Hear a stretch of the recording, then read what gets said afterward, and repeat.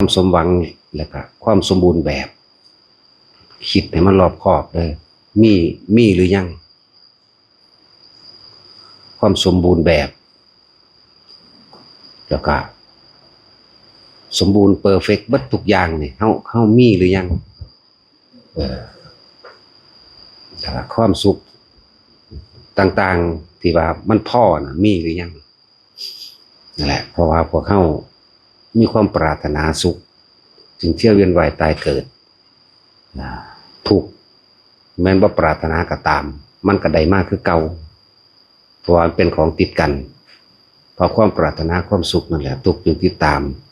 ดุจดังเงาตามตัวเขาเองอยากจะว่าทุกคนคิดหาสิ่งที่ตัวเองหาสิ่งที่ตัวเองว่าสมบูรณ์แบบแล้วมีความพ่อแล้วหรือว่าเอาแค่นี้หรือว่าความที่มันเป็นความเที่ยงแท้แน่นอนมีอยู่บ่มีเด้อคิดเบิ่งดีๆเริ่มต้นแรกคือเฮาผู้เป็นพ่อเป็นแม่นี่ก็ปรารถนาอยากให้ลูกมีความสุขสมบูรณ์แบบเจริญสมหวังมียศถาบรรดาศักดิ์มีอำนาจมีตำแหน่งหน้าที่การงานที่มั่นคงมีความบ่เจ็บบ่ปวดบ่ป่วยมีความบ่พลัดพรากกลับกันเบิดเห็นบ่กลับกันเบิดเลยบ่มีอีหยังสมบูรณ์แบบบ่มีอีหยังมั่นคงบ่มีอีหยังที่ว่าเป็นความสุขที่แซ่อยู่จังซั่นมีแต่ความยึดหรือความเข้าใจผิดคิดว่าเป็นดังที่ตัวเองตั้งหวังสมหวังแต่ในโลกนี้บ่มีอีหยังให้พวกเฮาได้สมหวังดอกเพราะความปรารถนาความสุขเริ่มต้นแรกระหว่างผู้หญิงกับผู้ชายผัวกับเมียนั่นแหละเริ่มจากความรักอันเกิดจากคนสองคนแต่ว่าในความรักนั้นมันบ่ได้เข้าถึงความรู้สึกแห่งความรักแต่ว่ามันมีความปรารถนาการครอบครองความมั่นคงหรือความบ่พลัดพรากอยู่ในหันมันเลยบ่ได้เข้าถึงคำว่ารักจริงๆคำว่าความรู้สึกของความรักนี่มันต่างกันหลายกับคำว่าอารมณ์กับความสมหวังของตัวเองมันก็ละอย่างกันนี่คือจากสองคนเริ่มแต่งงานกันได้ลูกกับแบ่งปันความรักอันนี้ออกไปสู่คนที่ใกล้ชิดก็คือลูกนั่นเองเริ่มต้นจากลูกเฮาก็อยากให้ลูกได้บาดนี้มีความสมบูรณ์แบบมีความมั่นคงเจริญในฐานะการงานการเงินมีชีวิตที่สุขสมหวังมีทุกอย่างในความอำนวยความสะดวกคือบ่อยากให้เขามีความทุกข์เอาเสียเลยบัดนี้เฮาเริ่มคิดเบิ่งต้นตอของมันคือตัวเฮาเองนั่นแหละในขณะที่อยู่นำกันแล้วหาเบิ่งดูความที่มันมั่นคงความที่มันบ่ทุกข์ที่บ่ปนเข้าไปในความหลงว่าตัวเองสมหวังว่าตัวเองสุขความบ่รู้เนื้อรู้ตัวว่าตัวเองว่ามั่นคงนั่นแหละว่าจีรังยังยืนยังนั่นแหละหาเข้าไปคักๆในขณะที่เฮากำลังสร้างเนื้อต่างตัวหรือว่าสร้างความเจริญสร้างความมั่นคงให้กับผู้เป็นลูกนะความถูกปนอยู่ในขณะที่เฮาสร้างความถูกปนอยู่ในขณะที่เฮาคิดทั้งคิดทั้งเฮ็ดนั่นนี่หลายอย่างที่ปนเข้ามาหลายคนอดทนเพราะต้องการทรัพย์สมบัติเพื่อไปเลี้ยงลูกอดทนเพื่อให้มีที่อยู่อาศัยอดทนเพื่อหลายอย่างได้ยอมเพราะหัวหน้าและเจ้านายยอมเพราะรุ่นพี่ที่ทำงานก่อนยอมเพราะปุ่นร่วมลงที่ครอบครัวยอมเพราะกลัวครอบครัวจะไม่สุขสบายที่มันจะไปร่วมลงปุ่นนั่นแหละที่ว่าเวลาใดก็ช่างที่เฮายังปรารถนาความสุขแม้นความทุกข์นั้นไม่ปรารถนาก็ช่างทุกนั้นย่อมติดตามดุจดังเงาตามตัวนั่นแหละหาเบิ่งคักๆความมั่นคงมีบ่เฮาต้องทุกคนมันมีประสบการณ์ในตนเองทุกคนนั่นแหละน้อมเข้ามาเทียบเข้ามาหาประสบการณ์ชีวิตจริงของเจ้าของเองพบหรือยังสมหวังหรือยังมั่นคงหรือยังนั่นแหละ มันบ่เป็นไปตามที่เฮาคิดแต่ว่ามันเป็นไปตามธรรมชาติที่มันเป็นสิ่งใดสิ่งหนึ่งเกิดขึ้นเป็นธรรมดาเคลื่อนไหวเปลี่ยนแปลงแตกดับตายพัดพรากเป็นธรรมดาเกิดมาแล้วไม่แก่บ่มีไม่เจ็บไม่ป่วยก็บ่มีไม่พัดพรากจากสิ่งที่รักก็บ่มี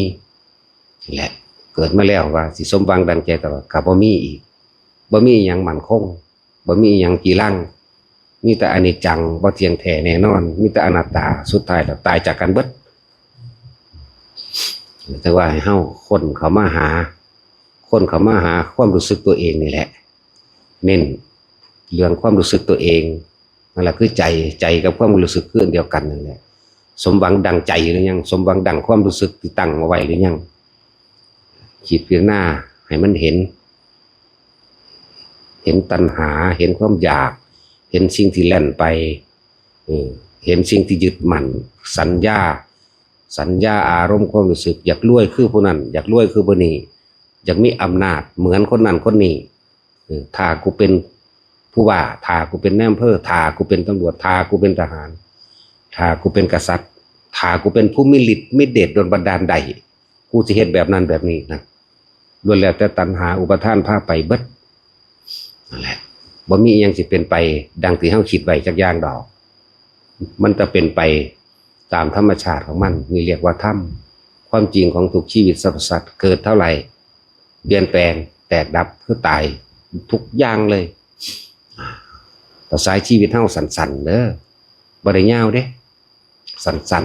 ๆโลกนี้เกิดโลกนี้ก็ยังจะต้องดับอยู่ภูเขาที่เฮาเห็นอาจจะเป็นเด็กน้อยเห็นว่ามันสมบูรณ์แบบสวยงามบัดนี้เฮายังเห็นมันเปลี่ยนแปลงได้เขาขุดเขาเจาะเกิดกลายเป็นมีแต่หินเกิดกลายเป็นหลายๆอย่างที่บ่จีรังภาษาหยังกับเฮาน้อมเข้ามาตัวเฮาเองคือกันตะกี้เฮาเป็นเด็กน้อยเนาะเดี๋ยวนี้เฮาเฒ่าแก่ชราแล้วนับเบิ่งผมเจ้าของเหลือเหมือนเดิมบ่งอกหรือร่วงแขวเจ้าของยังเหมือนเดิมบ่ฟันน่ะครบสมบูรณ์บ่นั่นแล้วคิดเข้ามาความรู้สึกที่เป็นเด็กน้อยกับความรู้สึกที่ตอนนี้เฮาเป็นอยู่ชราภาพลงมาแล้วเป็นจังไดต่างกันเนาะตะกี้เฮามีแต่จินตนาการนี่แหละจึงบอกว่าทุกคนเกิดมาเพราะความไม่รู้ว่าตัวเองเป็นคนที่เห็นแก่ตัวในความปรารถนาความสุขอยากจะยิ่งใหญ่อยากจะเหนือกว่าใครทั้งปวงแหละนี่ว่ามองเข้าไปให้มันเห็นอวิชชาความบ่รู้อวิชชาหัวใจอวิชชาความเห็นแก่ตัวคิดปรุงแต่งไปต่างๆนานาสารพัดเพื่อให้ตัวดีเด่นกว่าหมู่แหละแต่ว่ามันบ่เป็นดังที่เราคิดดอกนั่นแหละจังว่าเอาธรรมะเอาคำสอนพุทธเจ้านี่แหละไปเปรียบไปเทียบประกอบกับชีวิตของพวกเฮาคำว่ากรรมคือการกระทำทางจิตใจทางเจตนาที่ออกจากความรู้สึกภายในของเฮาเองเวลาใดก็สั่งที่เฮาคิดไปแล้วเกิดความรู้สึกโกรธเกลียดเครียดแค้นกรรมสำเร็จแล้วฝังไว้อยู่ในความรู้สึกเฮานั่นแหละอันเกิดก็เกิดจากสัญญาหรือความกระทบกระทั่งกันไว้ตั้ง10 ปีที่แล้ว5 ปีที่แล้วหรือเมื่อวานนี้เนี่ยมันสิฝังไว้ใกล้ครวนอยู่บ่เลิกบ่แล้วเลยยันจำบ่ได้คือเนาะนั่นแหละโลกสอนให้จำเพื่อทำลายแต่ว่าธรรมสอนให้ลืมเพื่อว่ากลับมาหาความอยากได้อยากดีอยากมีอยากเป็นอีกโลกสอนให้จำธรรมสอนให้ลืมเด้อเพิ่นให้ลืมอดีตเพิ่นให้ลืมสัญญาอดีตก็ผ่านมาแล้วอนาคตก็บ่ทันได้ถึงส่วนมากคือเฮาปรุงจากอดีตไปสู่อนาคตนั่นเองแต่ว่าเฮาบ่รู้จักปัจจุบันแหละใครอยากรู้ปัจจุบันอยู่กับลมหายใจโดยบ่มีความคิดอย่างอื่นเข้ามาปนลองเบิ่งนั่นแหละสิรู้คำว่าปัจจุบันเป็นแบบนี้ปัจจุบันก็บอกบ่ถูกจักบ่ล่ะมีแต่คำเว้าซื่อถ้าคนเข้าสู่ลมหายใจเลยแน่เนียนแน่นิ่งแล้วมีอาการปิติเกิดขึ้นนั่นแหละคือปัจจุบันที่รู้จักเองดอกปัจจุบันบ่มีสุขปัจจุบันบ่มีทุกข์ปัจจุบันบ่มีอดีตปัจจุบันบ่มีอนาคตปัจจุบันคือรู้สึกโตอยู่ในลมนั่นแหละเรื่องเล่าเก่าๆอันเป็นอดีตคือกรรมเก่าใครอยากตัดกรรมเก่าได้ก็คืออย่าคิดเรื่องเก่าๆเข้ามาแต่ว่าวิธีบ่คิดก็มีอยู่แล้วอานาปานสติลมหายใจเฮานี่เอง สิ่งที่มีกับเฮาเด้นั่นแหละจึงบอกว่าเฮาเป็นผู้นำของตนเองเบิดทุกคนเด้มาเกิดก็มาเกิดเองทุกข์ก็เกิดจากความคิดเองสุขก็เกิดจากความคิดเองเหมือนกันถ้าสิบ่เกิดก็ต้องบ่เกิดเองคือกันและทุกอย่างสมบูรณ์ในตัวเฮาแล้วแต่ว่าเฮาไปมองหาความสมบูรณ์ทางนอกจะไปล่อความหวังว่าผู้ใดผู้หนึ่งสิมาดลบันดาลให้เฮาสุขสมหวังตลอดทั้งพ้นออกจากกองทุกข์ที่เจ้าของสะสมไว้ในใจในความรู้สึกในสัญญาในอารมณ์มื้อนี้แหละลมหายใจทุกคนมีเหมือนกันดิบ่ต้องไปขอไผบ่ต้องไปแย่งไผบ่ต้องไปขออนุญาตจากไผพร้อมได้ทุกเมื่อเลยนั่นแหละสิ่งที่เฮ็ดให้เฮาลืมอดีตได้สิ่งที่เฮ็ดให้เฮาตัดกันกรรมเก่าได้ผู้ใดอยู่ในปัจจุบันได้ลมหายใจได้อดีตอนาคตบ่มีเรียกว่าดับเย็นพร้อมบนเย็นนี่คือบ่มีความรู้สึกทุรนทุรายกระวนกระวายบ่มีความรู้สึกกระวนกระวายเหมือนเดิมๆแหละจึงเรียกว่าดับเย็นผู้ใดหยุดความคิดปรุงแต่งแสวงหาได้เรียกว่าอสังขตธรรมผู้นั้นสิพ้นจากสิ่งทั้งหลายทั้งปวงธรรมคือสิ่งทั้งหลายทั้งปวงนั่นแหละจังว่าสิ่งที่อยู่นำเฮาเองแต่ว่าเฮามองข้ามตลอดฉะนั้นมองหันเข้ามาย่านแปลว่ารู้ตัวเฮาเองนี่แหละหันเข้ามาทำความรู้สึกอยู่กับแค่ลมหายใจเข้าออกแค่นี้แล้วอย่างอื่นหลายอย่างมันจะเป็นไปดอกเป็นไปก็แค่เป็นแค่รู้แค่เห็นนี่แหละเหมือนกับเฮาปรารถนาความสุขแล้วเฮาก็ดิ้นรนแสวงหาสุขอันเกิดจากการมีเงินมีทองสุขเกิดจากร่ำรวยอย่างนี้เฮาก็ไปดิ้นรนแสวงหาบัดนี้เฮาลองหันเข้ามาเบิ่งลมหายใจตัวเองเฮาก็สิเห็นดอกว่ามีความรู้สึกลมร้อนลมเย็นหรือลมสั่นลมยาวหรือลมเข้าลมออกนี่มันก็สิเห็นไปเหมือนกันแต่สุดท้ายแล้วมันก็สิฮู้ในตัวเองแหละว่าอันใดควรอันใดบ่ควรการแนะนำทางสอนเสมอกันเบิดบ่ว่าคฤหัสถ์ญาติโยมตลอดทั้งหมู่ภิกษุสงฆ์ขึ้นอยู่กับคนผู้นั้นสิกระทำเด้บ่ได้ขึ้นอยู่กับผู้แนะนำเด้เพิ่นบ่ได้ไปดลบันดาลอิหยังให้ไผได้ขึ้นอยู่กับตัวเองล้วนๆเด้อเพิ่นบ่ได้ไปจี้คนนี้บ่จี้เด้เสมอกันเบิดขึ้นอยู่กับคนผู้นั้นสิน้อมเข้ามานี่เห็นบ่มันต้องน้อมเข้ามาเด้น้อมเข้ามาหาเจ้าของเองแล้วเอา